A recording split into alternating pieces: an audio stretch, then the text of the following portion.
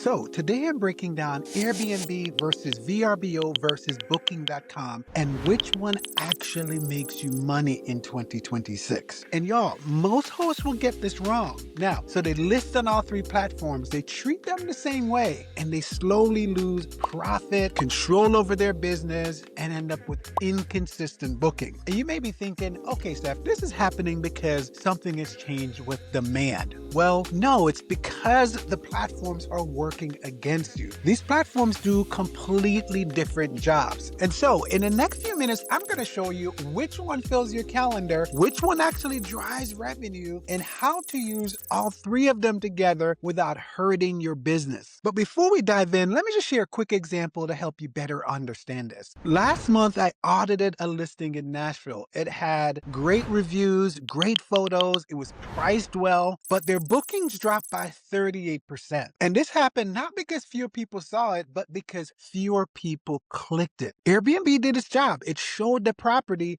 Guests simply did not choose it. And I know this pattern well because we've hosted over 10,000 guests. And over the past 12 months, I've audited over 100 listings across different markets. So Airbnb doesn't reward pretty listings. It doesn't reward good listings. It rewards listings that people choose first. So here's something that you can do today. I want you to go ahead and open your listing. Take a close look at your first photo. And if your best feature is not immediately obvious, you're losing clicks and Airbnb will start to show your property less. And if you're setting up your listing or maybe even just fixing your listings, that is exactly why I built the Airbnb setup checklist. It shows you exactly what you need to drive bookings and really everything else that you can ignore, and you can go ahead and grab it down below. And here's the problem. Getting clicks is not enough because how guests decide to book changes depending on the platform. And if you don't adjust for that, you could get traffic but not results. And Airbnb.com is where most trips begin. People don't know exactly what they want, so they start exploring, they're scrolling, they're comparing, they're saving options to come back to later. And here's what this means for you. You're not competing on price first. You're competing for attention. And Airbnb literally tracks this as a funnel. Impressions, clicks,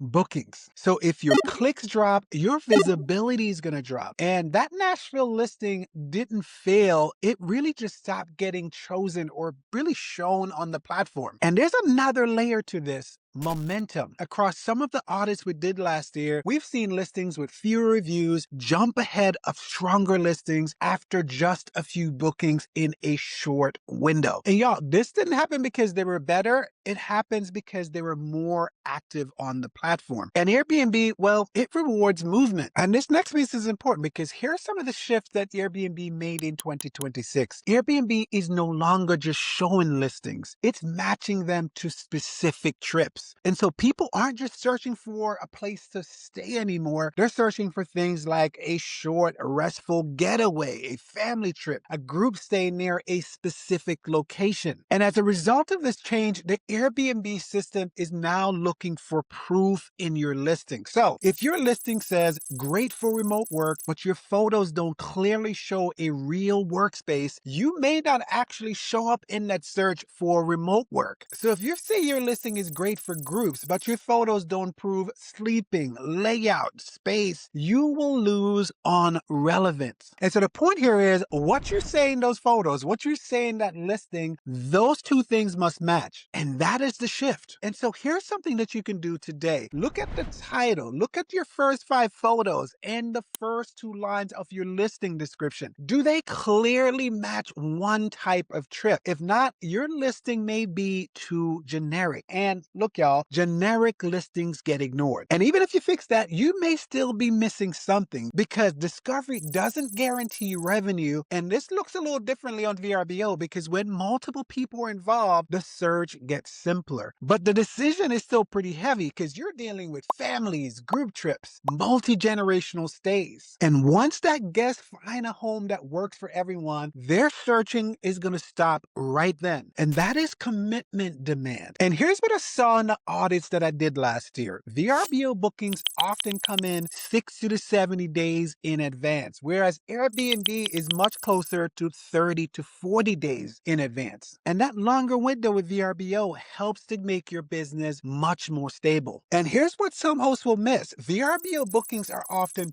20 to 40% higher in total payout. Now, this is not because of price, it's because the length of stay is much different on VRBO. And here's another important difference. VRBO guests aren't looking for inspiration, they're looking to solve a logistical problem. Where will everyone sleep? How many bathrooms are there really? Can everyone eat together? Will mornings in this property feel chaotic? That is the potential friction that a guest is experiencing when looking at your property. And if your listing doesn't immediately remove that friction, you're going to lose that booking. So here's what you can do today. Go and open your VRBO listing and ask yourself, can someone confirm in under 20 seconds the sleeping setup, the bathroom count, the group space, dining capacity, general layout and flow? And if they have to figure out any of these things, you're going to lose that booking. And that's why VRBO can potentially become your revenue anchor. But there's one more platform that's a little bit less stable. So let's go there next. And booking.com is about urgency. Think last minute stays, business travel, international guests. These guests don't explore, they decide pretty quickly. And I can tell you, when we first added booking.com, we saw something we didn't expect. Our cancellation rates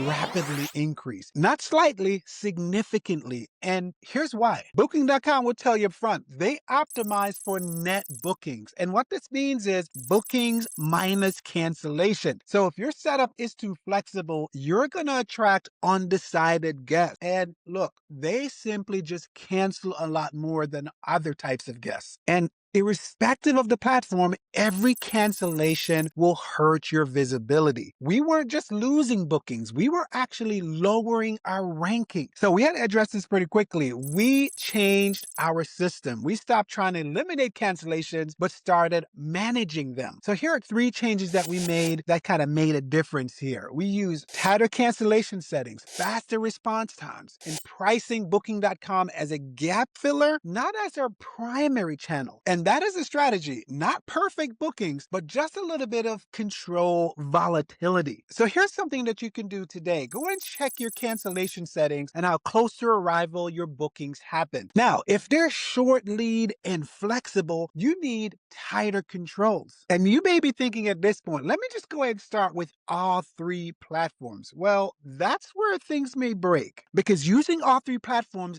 doesn't automatically create stability. In some cases, it often creates a bit of chaos. More cancellations, more pricing mistakes, more operational friction. And there's one more layer that most hosts will ignore completely. And let's talk about it next, compliance. That's because in 2026, these platforms are not just marketplaces, they are enforcement systems. And in many US markets with active registration rules, some of these platforms are tied directly into the city's registration systems. And New York City may be the clearest example, but it is in no way the only example. And here's how this affects you. Now, if you're not properly registered, these platforms cannot process your bookings. So that is not a ranking issue. That is a full stop issue. This means that you'll get no bookings, no revenue. And we've seen this in some of the audits that we've done over the past year. We've had listings that look really great. They may be missing or having misconfigured fields and are getting significantly less visibility. And in a lot of instances, this will happen without warnings. You'll just get fewer impressions and almost no bookings. And there's a physical layer to compliance as well. So if you have indoor cameras, well, those are simply not allowed even if you have them turned off. But you are able to have things like noise monitors, but only if they're disclosed in your listing and if they're not actively recording sound. And by now, what you should understand is that as a host, you're not just simply listing your property. You have to help maintain a system that stays compliant in order to stay visible and in order for you to realize your revenue goals. Now, let's talk about a mistake that costs hosts the most money. That is pricing. And before we dive into this, I'm curious, are you pricing the same across all three platforms right now? And if you are, there's a good chance you might be losing some margin. And here's why. If you charge about $200 per night on VRBO, you will keep most of that money. But on Airbnb, you might walk away with about